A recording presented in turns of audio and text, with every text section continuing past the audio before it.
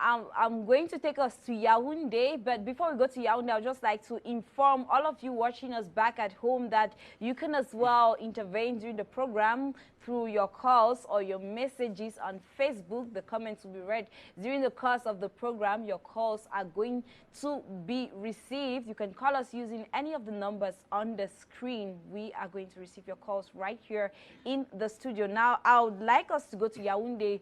Ngwang Roger, I have this question for you. One of our panelists has already raised up the fact that Africans have their own institutions that can be used to judge these people who are termed criminals.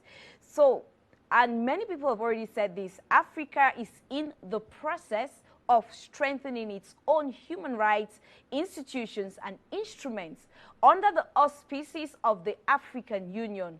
How effective do you think this will be to help the world or Africa to be a peaceful continent?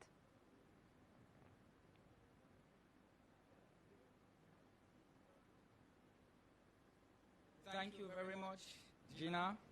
It's obvious that Africa is still in that process of strengthening its human rights instruments so that those perpetrators of crimes of highest concern to the international community be tried.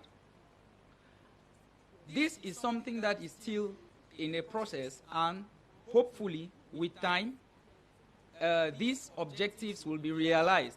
You can see that the African Court on Human and People's Rights already have been giving that mandate, that competence, that it could try perpetrators of international crimes.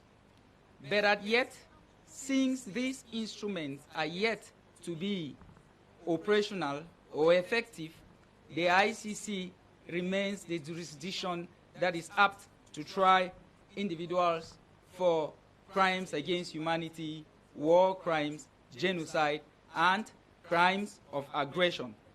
So the issue we are looking at here is that whether the justice as put in place by the International Criminal Court should triumph over peace, as the African Union leaders clearly think. I'll give you this short quotation straight away. After the warrant of arrest of Omar al-Bashir had been issued by the ICC, the African Union's position on this was very clear, that the African Union supports the fight against impunity and cannot let perpetrators go unpunished, but that peace and justice should not collide, and that the need for justice should not override the need for peace. What does this mean in a nutshell? If we look at the circumstances that surrounded the warrant of arrest that was issued for Omar al-Bashir, there had already been a comprehensive peace agreement that was about to be signed in Darfur, so that those belligerent parties, I'm talking about the Equity and Justice Movement and the Sudanese Liberation Movement, because they had attacked the government in Khartoum, and there were a lot of arbitrary arrests, mass killings, and rapes. And so this comprehensive peace agreement came to resolve the Darfur issue. But now, looking at the circumstances at stake, and yet a warrant of arrest, this could rather escalate the conflict. And so African leaders decided to meet in Uganda, where they wrote to the United Nations Security Council requesting that it amends Article 16 of the Rome Statute so that it could defer the prosecutions of Omar al-Bashir to over a year, because the issue of peace was really at stake. Of course, the United Nations Security Council did not respond to this plea. And when Omar al-Bashir had to be moving on the African territory, like he had been to South Africa and to Chad, unarrested, the African Union said, look, these countries cannot be penalized because they are also acting in accordance with an African Union decision, which was requesting that the United Nations Security Council defer the prosecutions of Omar al-Bashir because at that time there was a need to consolidate peace, because it would have rather escalated the conflict if he had been prosecuted or brought before the ICC, since these belligerent parties were still struggling to at least obey or to at least come in accord with the terms of the comprehensive peace agreement. So the issue here should be whether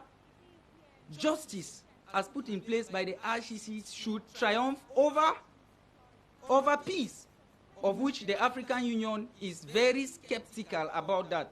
As for the other debate as to whether African leaders should withdraw from the ICC or should have their domestic courts hear their crimes, it's clear that the other panelists from Douala have a glaring point on that, because since its inception, it has been trying mostly African leaders. But notwithstanding, if we look at those circumstances so well, you see that there are always indications of those crimes that give competence to the ICC.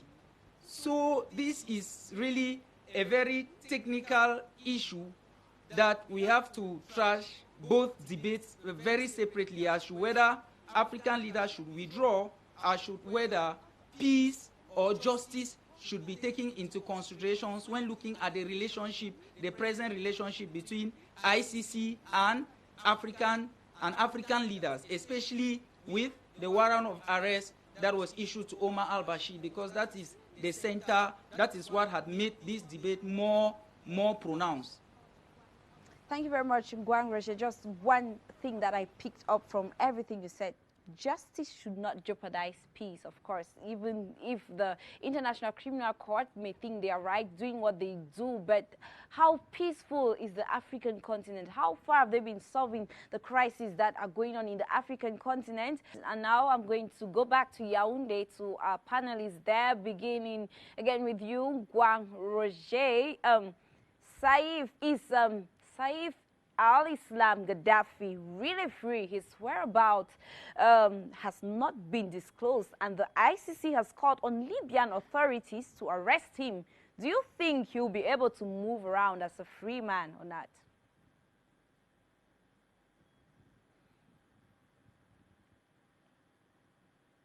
Well, Gina Sondo, this is really a very sensitive issue. It centers around my thesis I wrote on amnesties and the ICC, and it's true that the ICC, when a warrant of arrest is issued for somebody, it might jeopardize the person's movements. But if I were to go into the legal and political aspects of this, there are so many things involved, because since he had been granted amnesty by a parliament, and of course it was aimed at peace and national reconciliation in Libya. And secondly, the ICC is a court of complementarity, meaning that the domestic jurisdictions have the primary responsibility to try such international crimes.